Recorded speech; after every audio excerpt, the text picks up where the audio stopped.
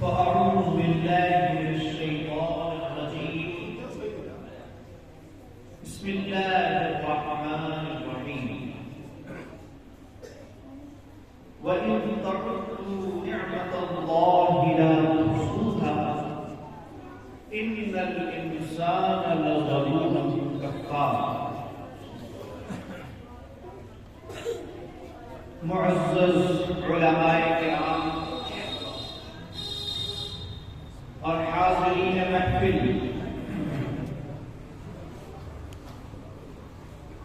ہم اور آپ اس وقت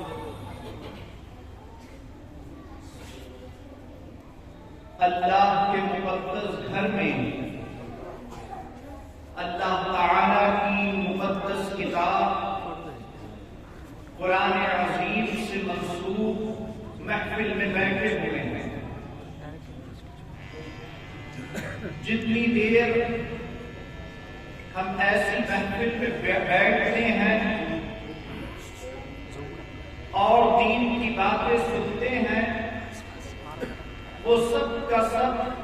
ہماری عبادتوں میں لکھ دیا جاتا ہے.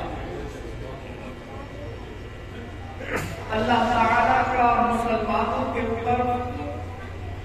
یہ بہت بڑا کرم اور احسان ہے کہ اس نے ہر چیز کے اندر مسلمان بندے کے لیے بے شمار فوائد کو چھپا رکھا ہے. بس ضرورت اس بات کی ہوتی ہے کہ بندہ اپنی نیت کو سالم رکھے، اپنی نیت کو درست رکھے، اور نیت درست رکھنے کے بعد پھر جو کام بھی وہ کرتا ہے اللہ تعالیٰ اس کے ہر کام کو اس کی عبادت بنا دیتا ہے. یہاں تو قرآن کا معاملہ ہے، دین کا معاملہ ہے، لیکن بظاہر ایسے کام جو ہمیں دنیا داری کے کام نظر آتے ہیں اور ظاہری اعتبار سے دیکھنے میں ان کا دین سے یا عبادت سے کوئی تعلق نظر نہیں آتا ہے. اللہ تعالیٰ ان دنیاوی کاموں کو بھی ہماری نیت کی درستگی کی وجہ سے، اچھا ہونے کی وجہ سے دین کے کام بنا دیتا ہے. حضور احمد مجتبی محمد مصطفیٰ صلی اللہ علیہ وآلہ وسلم نے ایک حدیث پاک کے اندر بڑی شاندار بات بیان فرمایا کہ بہت سے لوگ دینداری کے کام کرتے ہیں، عبادتیں انجام دیتے ہیں، نیکیاں کرتے ہیں، مگر ان کی نیت اس کے اندر صحیح نہیں ہوتی. نیت یہ ہوتی ہے کہ لوگ ہمیں دیندار کہیں، ہمیں نمازی کہیں، ہمیں عالم دین یا حافظ قرآن کہہ کر ہماری عزت کریں. تو اللہ فرماتا ہے کہ تمہاری جو دنیا کی نیت تھی اس کے مطابق ہم نے تمہیں عطا کر دیا. تم نمازی بھی کہلائے، عالم دین بن کر لوگوں سے عزت بھی کرائی، حافظ قرآن کہلوانا پسند کیا، لیکن آخرت کی اس کے اندر تم نے کوئی نیت نہیں کی. لہذا یہ سارے کے سارے تمہارے دینداری کے کام ہم نے دنیا کے کام بنا. دنیا کے اندر اس کا اجر و ثواب تمہیں مل گیا، اب آخرت میں جب ہمیں مل دکھاؤ گے تو اس کا بدلہ کچھ نہیں. اس کے برعکس بہت سے لوگ ایسے ہوتے ہیں کہ جو ظاہراً دنیا کے کاموں پہ لگے رہتے ہیں، مثلا کاروبار کر رہے ہیں، لوگوں سے مل جل رہے ہیں، خوشی غم میں شریک ہو رہے ہیں، لوگوں کے کام آ رہے ہیں، مسئلے مسائل نپٹا رہے ہیں. یہ بظاہر دنیا کے کام ہیں. کوئی نہیں کہے گا پہلی نظر میں کہ یہ عبادتیں ہیں، لیکن کہیں نہ کہیں ان کے دل کے اندر نیت یہ ہوتی ہے کہ ہم لوگوں سے ملے جلے تو جب موقع ملے تو ان کو کوئی اچھی بات بتاتا. لوگوں سے اگر ہم تعلق رکھیں گے تو ظاہر سی بات ہے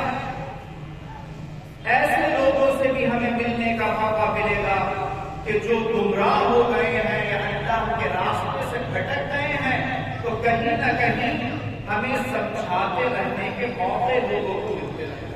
تو یہ نیت کر کے لوگوں سے مل جل رہے ہیں. کاروبار کر رہے ہیں تو یہ نیت کر کے کر رہے ہیں کہ اس سے جو پیسہ حاصل ہوگا جائز حلال، اس سے ہم اپنے بیوی بچوں کی، اپنے خاندان کی پرورش کریں گے. اللہ تعالیٰ توفیق دے گا تو مسجد مدرسوں میں بھی لگائیں گے، زکات بھی ادا کریں گے، اللہ کے غریب بندوں کا خیال بھی رکھیں گے وغیرہ. تو کاروبار کر رہے ہیں مگر دل کے اندر نیت بخیر ہے تو اللہ فرماتا ہے کہ تمہارا یہ چلنا پھرنا، یہ ملنا جلنا، یہ پیسہ کمانا، سب کچھ ہم تمہارے عبادتوں میں لکھ دیں گے. یہ سب دنیا کے کام عبادت میں شمار ہو جائیں گے، جیسے کہ نماز، روزہ، حج، زکات ہے. انشاءاللہ تعالیٰ کہیں نہ کہیں یہ سب بھی اسی کے زمرے میں آتے ہیں. تو یہ ہے مذہب اسلام. کچھ کرنے کی ضرورت نہیں ہے، بس ہمیں اپنے دلوں کو اور اپنی نیت کو سنبھالنے کی ضرورت ہے. نبی کے کریم صلی اللہ علیہ وسلم نے اسی لیے فرمایا ہے کہ کل کاموں کا، تمام کاموں کا دار و مدار جو ہے وہ نیتوں کے اوپر موقوف ہے. آپ نے کاموں کے اندر نہ دنیا کے کاموں کی قید لگائی اور نہ دین کے کاموں کی قید لگائی. فرمایا دین کے کام ہوں یا دنیا کے کام ہوں، ہر کام کے اندر جو دیکھی جاتی ہے وہ انسان کی نیت دیکھی ہے. اگر تمہاری نیت بخیر ہوگی تو انشاءاللہ سارے کے سارے تمہارے کام دین ہی بنائیں گے. تو ایک طرف یہ ساری باتیں، دوسری طرف یہ بات کہ کوئی ماں باپ اپنے بچے کو اچھی نیت کر کے عالم دین بنائے یا حافظ قرآن بنائے، اور نیت ان کی یہ ہو کہ ہمارا بچہ دین کا چرچا کرے، حافظ قرآن ہو جائے تو اللہ کے گھر کو آباد کرے، آخرت میں یہ ہماری بخشش کا، مغفرت کا سامان بنے. اگر عالم بن رہا ہے تو خدا کے بندوں کی رہنمائی کرے. اگر یہ نیت ہے تو بڑے خوش نصیب ہیں ایسے والدین کہ جو نیک نیتی کے ساتھ اپنے بچوں کو عالم دین یا حافظ قرآن بنا رہے ہیں. بہت سے لوگ اپنی نظروں کے اندر آج کل کے زمانے میں یہ سمجھتے ہیں کہ کیا یہ چھوٹے چھوٹے گلی کوچوں کے اندر مکتب مدرسے اور ہم اپنے بچوں کو ان میں بھیجیں، کیا بچوں کو حاصل ہو جائے گا؟ کیا ان کو آگے چل کر زندگی میں اعلیٰ نوکریاں اور مراتب ملیں گے؟ یہ بہت سے لوگ اس سوچ بن گئے ہیں. لیکن دین کے اندر جیسا کہ میں نے عرض کیا وہ دار و مدار ہے نیت کے اوپر. اگر نیت بخیر ہے تو انشاءاللہ تعالی آگے چل کر اللہ تبارک و تعالی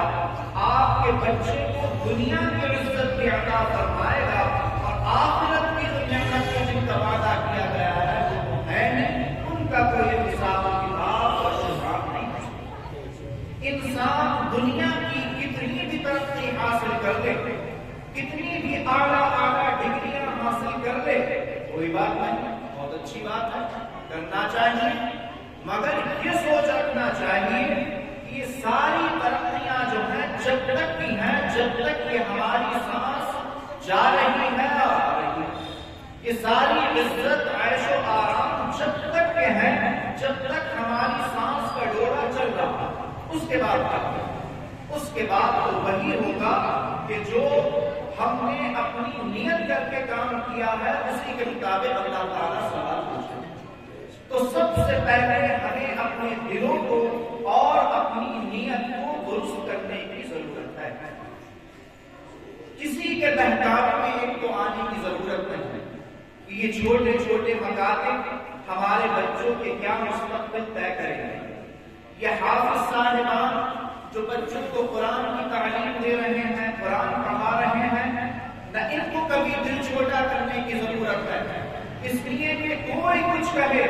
ہمارے لیے سب سے اونچی اور سب سے مضبوط بات جس کے بات ہے جناب احمد مجتبی محمد مصطفیٰ صلی اللہ علیہ وآلہ وسلم.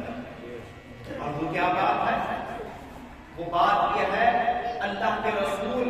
ہمارا آپ کا دل رکھنے کے لیے، ان حافظ صاحبان کی ہمت بڑھانے کے لیے کہ جو چھوٹے چھوٹے مکتب میں چھوٹے چھوٹے بچوں کو قرآن کی تعلیم دیتے ہیں، سپارہ پڑھاتے ہیں، یا سنت قرآن یا البیت یا قاعدہ پڑھاتے ہیں، ان کے لیے بڑی اچھی بات ارشاد فرمایا. کیا فرمایا؟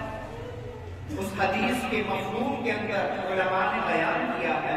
کہ اگر کوئی بالکل ابتدائی تعلیم بھی کسی بچے کو دے رہا ہے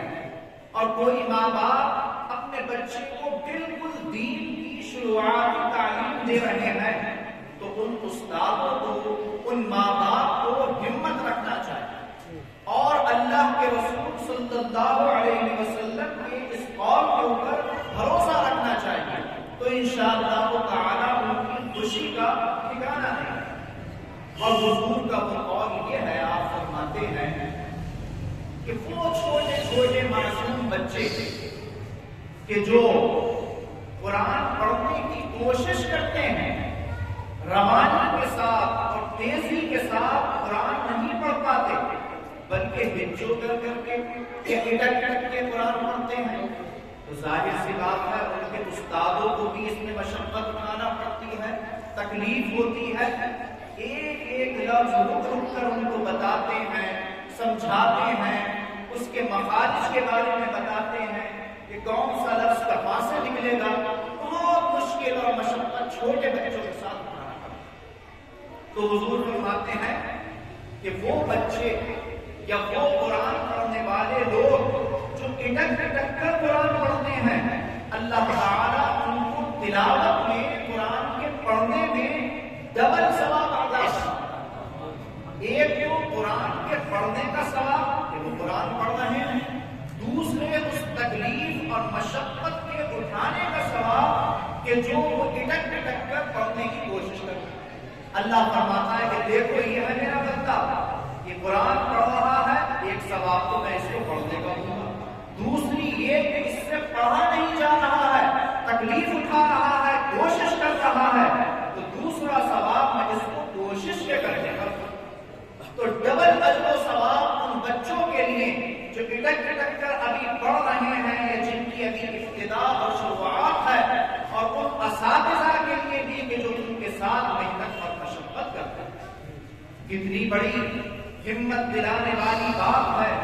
رحمت للعالمین جناب احمد مجتبی محمد مصطفیٰ صلی اللہ علیہ وسلم کی ان استادوں اور ان بچوں کے لیے کہ جن سے ابھی پڑھا بھی نہیں جا رہا ہے اور پڑھنے کی ابھی کوشش کر رہا ہے.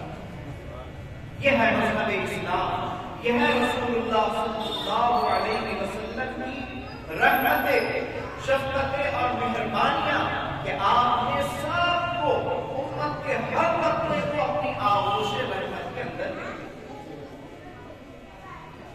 تو جتنا بھی ہم شکر ادا کریں اللہ اور اس کے رسول کا ان نعمتوں کے اوپر، وہ کم ہی کم ہے اور اس کا شمار نہیں کر سکتے.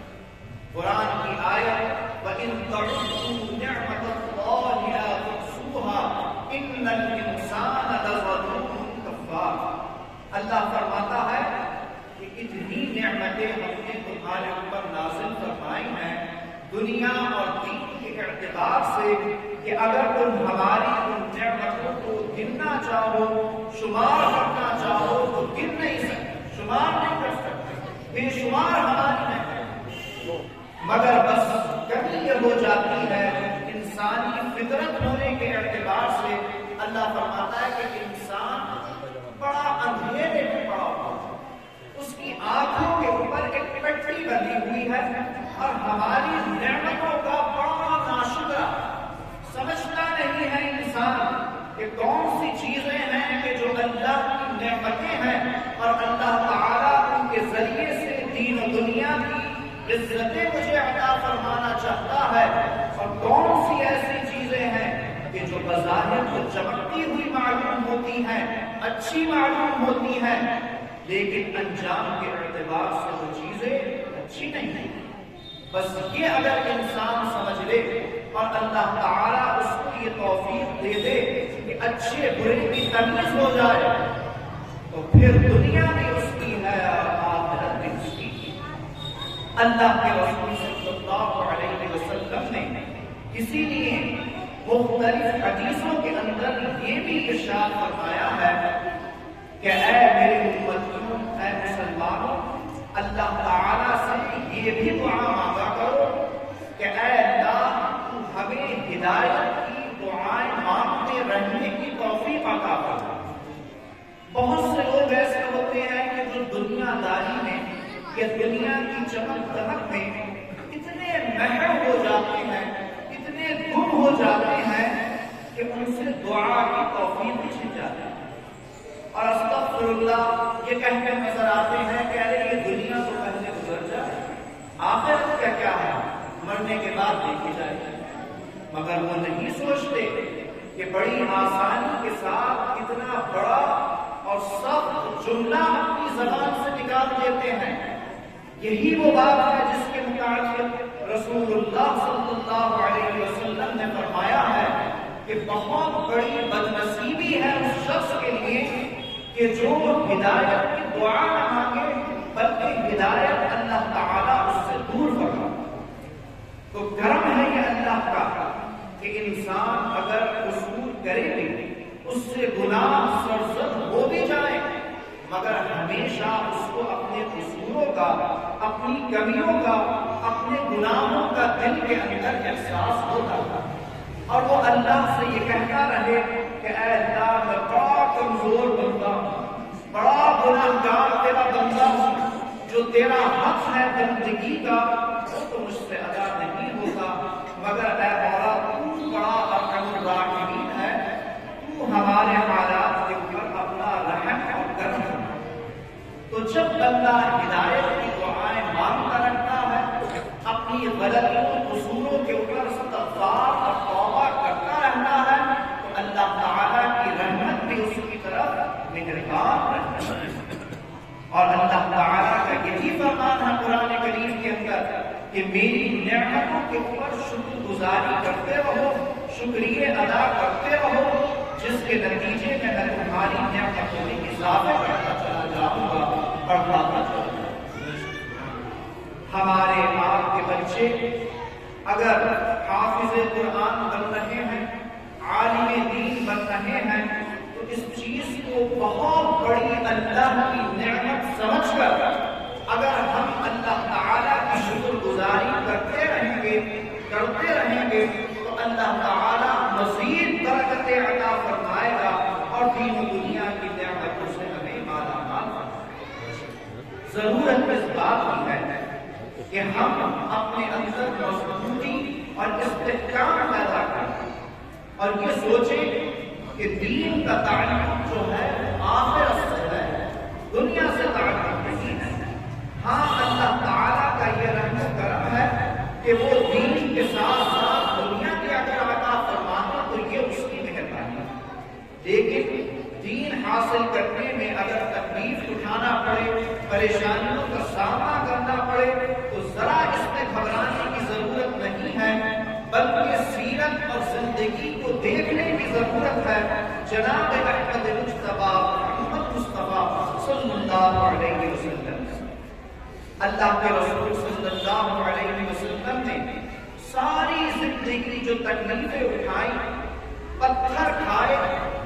تیر آپ کے اوپر برسائے گئے، آپ کے جسم کو لہو لہان کیا گیا، دندان مبارک شہید ہو گئے، کس چیز کے لیے؟ صرف اس مقصد کے لیے کہ یہ قرآن جو اللہ کی کتاب نازل ہوئی ہے قیامت تک اللہ کے بندوں کے سینوں میں، ان کے دلوں میں یہ اتر جائے، یہ محفوظ ہو، یہ دین کبھی نہ مٹے۔ وہ ہستی گرامی کہ اگر ایک دعا کر دیتی، ہاتھ اٹھا دیتے اللہ کے دربار میں کہ اے پروردگار عالم، بغیر مشقت کے، بغیر تکلیف اور پریشانی کے تو اپنے دین کو ساری دنیا میں عام کر دے، پھیلا دے، تو اللہ تعالیٰ کے لیے یہ چیز کوئی ناممکن نہیں ہے۔ اور اور حضور کی دعا بھی ایسی کہ جو رد نہ ہو، اللہ تعالیٰ بڑی آسانی کے ساتھ دین کو پھیلاتا ہے۔ مگر یہ سمجھانا تھا اپنی امت کو، اور یہ سبق دینا تھا اور تعلیم دینا تھی کہ اے بندو، دین کے معاملے میں، اللہ کے راستے میں پریشانیاں تمہارے سامنے آئیں گی، مضبوطی کے ساتھ ڈٹے رہنا اور اللہ تعالیٰ کی ذات پر بھروسہ کیے رہنا اور اپنی نیت کو بخیر رکھنا۔ انشاءاللہ تعالیٰ تمہاری دنیا بھی ہو جائے گی اور دین بھی ہو جائے گی۔ نبی کے کریم صلی اللہ علیہ وسلم کی یہ حدیث اور مبارک سیرت ہمیں مضبوط بنے رہنے کی تعلیم ہے۔ ایک اور حدیث آپ حضرات کے سامنے پیش کروں، ذرا ایک مرتبہ درود پاک پر چرچا کریں۔ اللہم صل علی سیدنا وعلی آل سیدنا ومولانا محمد وبارک وسلم۔ اللہ کے رسول صلی اللہ علیہ وسلم نے حدیثوں کے اندر جہاں جہاں دین اور دنیا کا مقابلہ کر کے دکھایا ہے یا ایسی مثالیں دی ہیں کہ دین اونچا یا دنیا اونچی، وہاں پر آپ نے ہمیشہ دین کو اونچا ثابت کیا۔ ایک موقع کے اوپر صحابہ کرام آپس میں بیٹھے ہوئے گفتگو کر رہے تھے قرآن کے متعلق کہ قرآن کی یہ فضیلت ہے اور قرآن پڑھنے والے کا یہ مرتبہ ہے اور پڑھانے والے کو اللہ نے یہ مراتب عطا فرمایا۔ صفہ چبوترا جو حضور صلی اللہ علیہ وسلم کی مسجد میں تھا، اس پر بیٹھے ہوئے صحابہ کرام آپس میں یہ سب قرآن کے اوپر بات چیت کر رہے ہیں۔ اللہ کے رسول صلی اللہ علیہ وسلم تشریف لے آئے باہر، اور آنے کے بعد ان لوگوں کی گفتگو روک کر بیچ میں بالکل ایک نئی بات شروع کی۔ فرمایا کہ اچھا یہ بتاؤ کہ مدینے کے قریب جو دو گاؤں ہیں کہ جہاں پر اونٹوں کی بڑی اچھی اور مشہور بینڈ لگتی ہے، بازار لگتا ہے، تم میں سے کون سا شخص ایسا ہوگا کہ اللہ تعالیٰ اس کو پیسہ بھی عطا فرمائے اور آسانی کے ساتھ وہ وہاں جا کر اونچے کوہان والا، اونچی ہڈی والا اونٹ بھی خرید کر لا سکتا ہو، لیکن پھر بھی لگا۔ حضور صلی اللہ علیہ وسلم نے اونٹ کی مثال اور اونچے کوہان والے اونٹ کی مثال وہاں پر اس لیے دی کہ عرب کے لوگوں کی اونٹ جو ہے وہ بڑی پسندیدہ چیز ہے۔ اونٹ کی بڑی قدر و قیمت ہے عرب کے اندر، اس لیے کہ سارا ان کا کاروبار اسی کے ذریعے سے ہوتا ہے۔ سفر کرتے تھے تو وہ اس کے ذریعے سے ہوتے تھے، جگہ ہوتی تھی تو وہ اونٹ پر بیٹھ کر ہوتی تھی، تو بہت بڑی معیشت کا دار و مدار عرب کی اونٹ تھا، اور جس اونٹ کی ہڈی جتنی زیادہ اونچی نکلی ہوئی ہوتی تھی وہ اتنا ہی قیمتی مانا جاتا۔ تو اللہ کے رسول نے اس لیے ان لوگوں سے فرمایا کہ کون ہے تم میں سے ایسا شخص کہ جو اونچے کوہان والے اونٹ کو خریدنے کی طاقت رکھتا ہو مگر پھر بھی وہ نہ جائے۔ تو صحابہ کرام نے عرض کیا یا رسول اللہ، یہ تو بڑی خوش نصیبی کی بات ہوگی کہ اللہ تعالیٰ کسی کو اتنا مال دے دے کہ وہ آسانی کے ساتھ اونچے کوہان والا اونٹ خریدے مگر پھر بھی نہ خریدے، یہ کیا بات ہے؟ یہ ہماری سمجھ میں نہیں آئی۔ فرمایا کہ ہاں، وہ شخص اتنا خوش نصیب نہیں ہے